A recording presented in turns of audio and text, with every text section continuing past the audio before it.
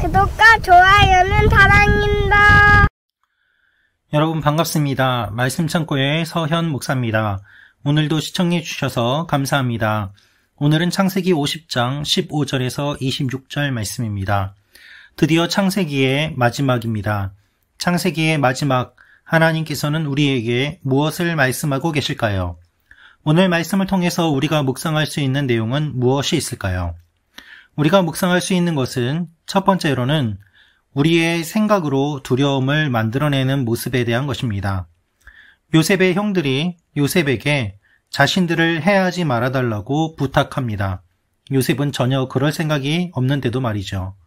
묵상할 수 있는 두 번째는 요셉도 이 세상을 떠난다는 것입니다. 요셉이 이 세상을 떠남으로 말미암아 창세기가 끝납니다. 오늘 이 두 가지를 함께 묵상해 보기를 원합니다. 오늘 말씀을 보면 야곱이 죽은 다음에 요셉의 형제들이 요셉에게 이야기를 합니다. 15절 말씀입니다. 요셉의 형제들이 아버지의 죽음을 보고 말했습니다.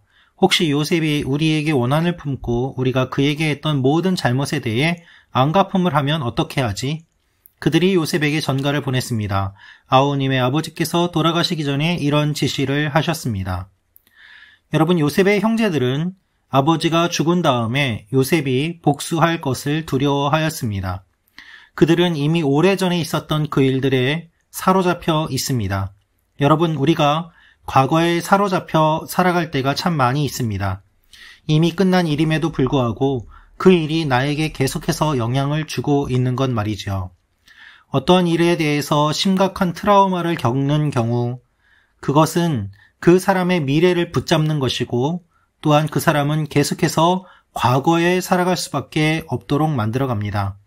그 과거에서 해방되지 못하고 그 과거를 계속해서 곱씹으면서 아픔을 반복하는 것이죠. 이것이 정서적으로 얼마나 좋지 않은지 우리는 잘 알고 있지만 그럼에도 불구하고 벗어나기 힘든 것도 잘 알고 있습니다. 요셉의 형제들은 요셉을 만났고 함께 살고 있고 그렇게 함께 산 지 오래되었음에도 불구하고 여전히 요셉을 두려워하고 아버지 때문에 자신들이 복수를 당하지 않고 있구나라고 착각하고 오해하고 있습니다. 그 결과는 무엇입니까? 그들은 다시 한번 거짓말을 합니다. 무엇이라고 거짓말을 할까요? 야곱이 죽기 전에 이와 같은 부탁을 했다는 것입니다. 17절입니다. 정말 간절히 부탁한다. 비록 내 형제들이 내게 악을 행했어도 너는 내 형제들의 죄와 허물을 다 용서해 주어라 하고 말입니다. 그러니 아우님, 아버지의 종들, 하나님의 종들이 지은 죄를 제발 용서해 주십시오. 요셉은 이 말을 듣고 울었습니다. 여러분, 요셉의 형들은 무엇이라고 이야기합니까? 자기들을 살려주라는 아버지의 유언이 있다고 이야기를 합니다. 이 말은 거짓이었습니다. 야곱이 이런 말을 했습니까? 그렇지 않습니다.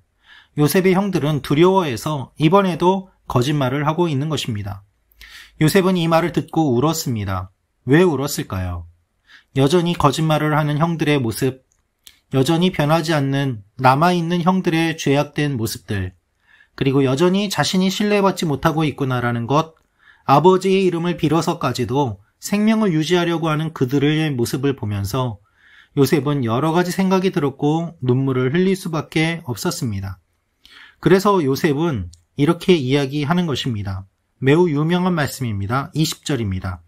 형님들은 저를 해치려고 악을 꾀했지만 하나님은 지금 보시는 것처럼 그것을 선하게 바꾸셔서 오늘날 많은 사람들의 생명을 구하셨습니다.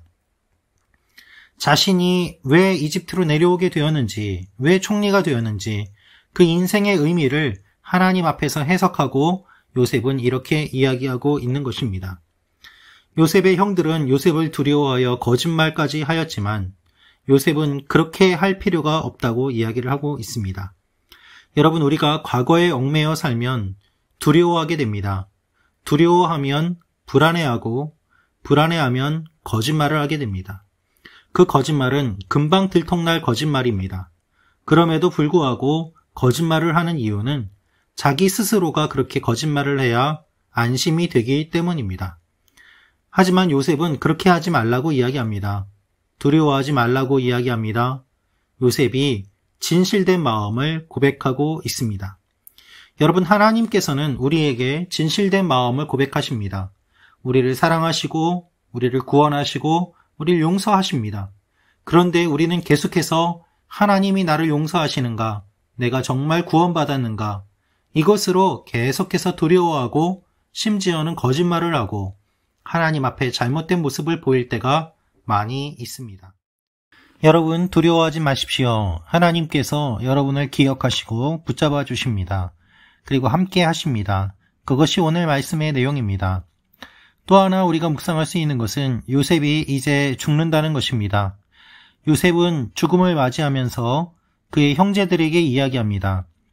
여러분, 이것을 보면 요셉이 다른 형들보다 먼저 죽는 것을 알게 됩니다. 요셉은 죽으면서 이렇게 이야기합니다. 24절 말씀입니다. 그런 후에 요셉이 그의 형제들에게 말했습니다.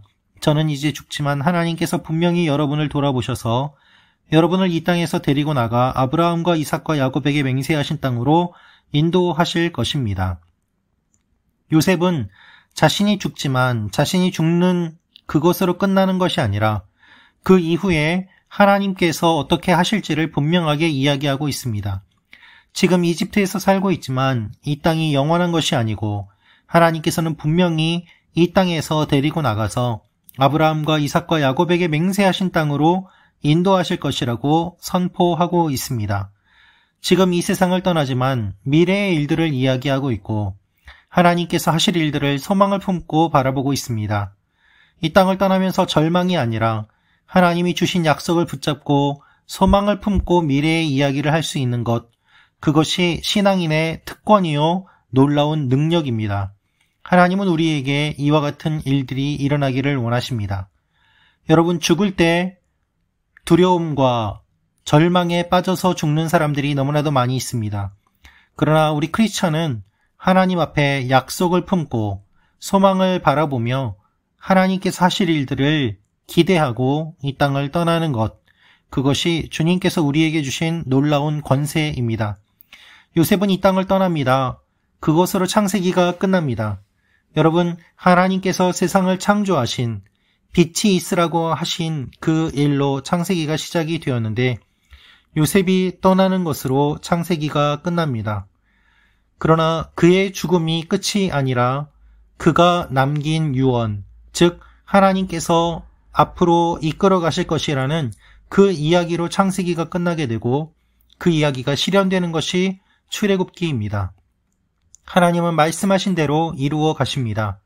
사랑하는 말씀 창고 가족 여러분, 여러분의 삶 가운데도 하나님이 말씀하시고 인도하시고 이끌어 가십니다. 그 일들이 일어나는 오늘 하루가 되기를 기도합니다.